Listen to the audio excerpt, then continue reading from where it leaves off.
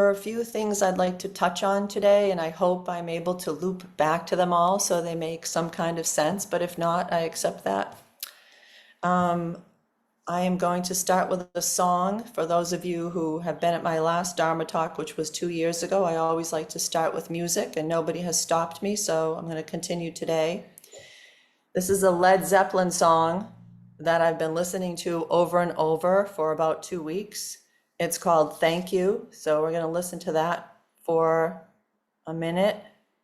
And look, there's a heart in the sand of this video, and it's got like surf, so it's like the Pacific where I am now. Okay.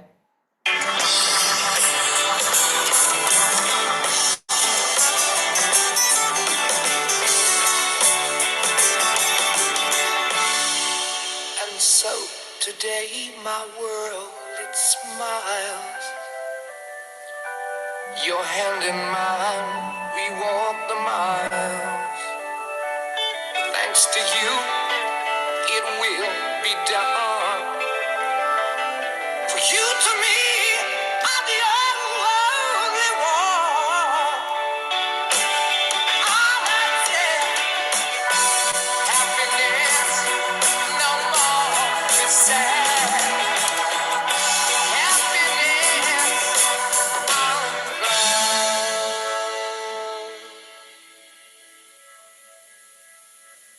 If the sun refused to shine, I would still be loving you. Mountains crumble to the sea. There will still be you and me.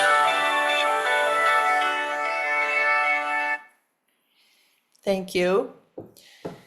Oh, it's called Thank You. So I think the reason that song has been so important to me is because it says, it talks about there is only you and me. And I feel that I wanted to talk about loving presence. Today is April 25th, and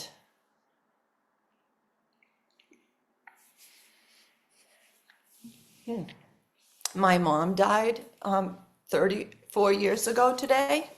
And when I talked to Nut about speaking, he asked me if I wanted to do this day or next week. And I said, oh, that's the day my mom died. And he said, oh, we'll do it the next week. And I said, no, it's perfect. And it's perfect because although I love her and I miss her, I get to honor her. So this date isn't a sad date to me. And these tears aren't, well, maybe they are some sadness. So I get to honor her today. I get to remember who she was and all she did for me and the silver linings of her death. And my mother embodied loving presence. She was a powerful example. She was a very special person. She treated everybody every day with kindness and mercy. So that was my role model, somebody who would help anybody in the community, somebody who was quirky and goofy and laughed, and she was so smart and took excellent care of us. And I am grateful because I know so many people who didn't have that opportunity or a parent like that. So she showed me what loving presence was. I didn't know that. I didn't know that was called presence. I didn't know what impermanence meant until I came to Boundless Freedom and heard people talking about impermanence. And then I said, what's impermanence? Oh, it must mean it's not permanent. Oh, nothing is permanent. Oh, so I'm tying them all in together. So I wanted to start honoring my mom tonight for all that she gave me and taught me. And she was just full of love. So very grateful that I had her. When she died, I remember I cried every night at bedtime for 6 months. I went to bed, I wept every night for 6 months.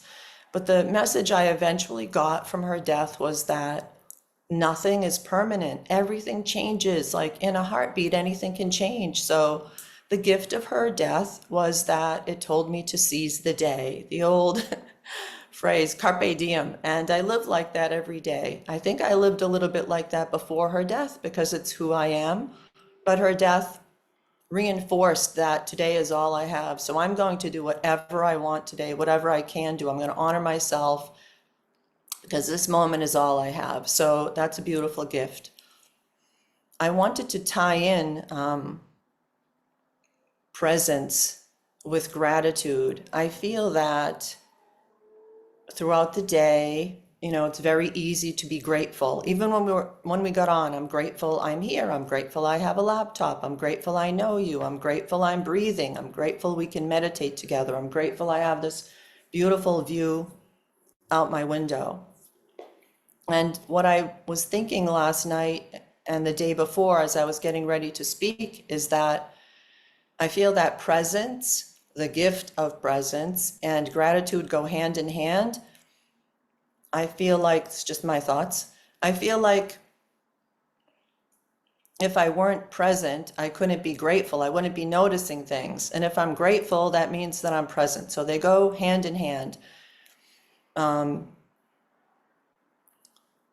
I also wanted to share about heart wisdom and intuition. And so since my mother's death, I've done a lot of work on myself and Al-Anon and therapy and women's growth groups and other areas. And I've learned to really plug into my intuition and my heart wisdom and listen to that inner guidance. And so after being with Boundless Freedom Project last August on retreat here in California, I decided to move from Massachusetts and come here to be with my brothers and sisters that I love. They're my second family. I mean, you're the reason I moved here, which sounds crazy. I went on retreat. I packed up my house, got in my car, and left. So that's a radical leap of faith, right? I just took a leap of faith because I know everything is impermanent. I get to do whatever I want today. I can move to California. I can move back home. I can leave Oakland.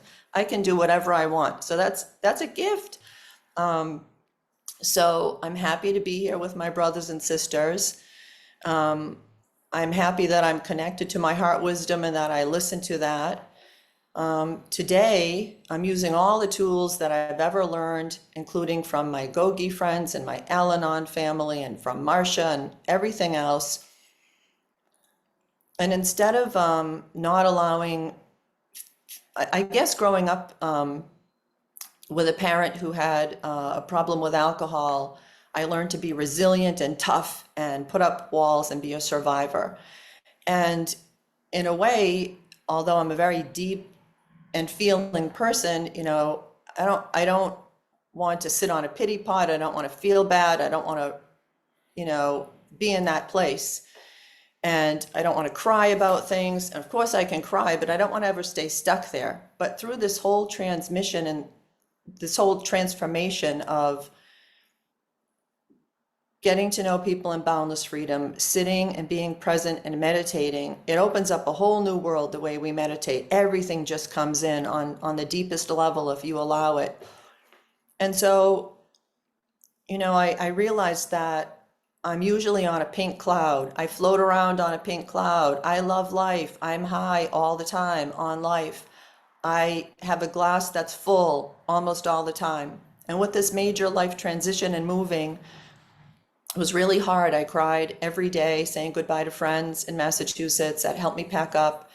And now I'm here in this new place, starting a new life, looking for work. I left everybody I know and love from a lifetime behind. But what I've chosen to do, which is the coolest thing ever, is feel every single thing that's coming. So I feel like life is kind of like a tightrope that we're walking, right?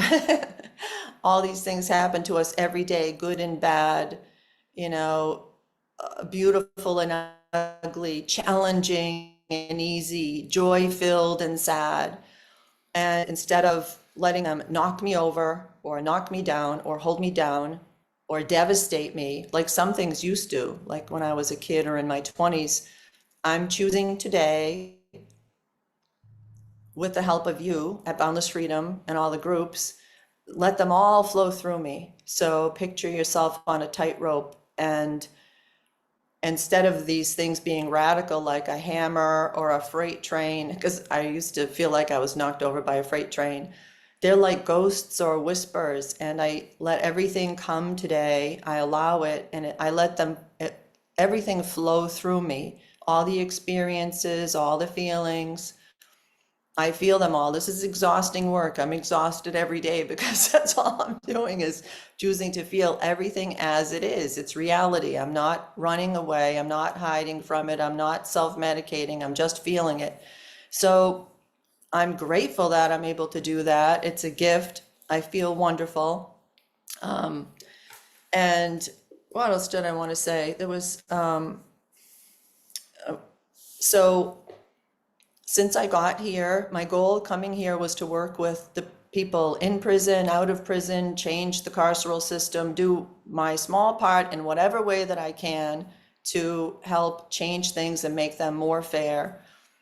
I started volunteering in a jail every weekend, and it's the most meaningful work I've ever done. I'm so grateful to be able to go inside. It's going to sound weird to anybody who's been inside. I feel right at home inside. I love going in there. You can set up a cot for me. I'll stay there on weekends. The men in our groups are so open and willing. I'm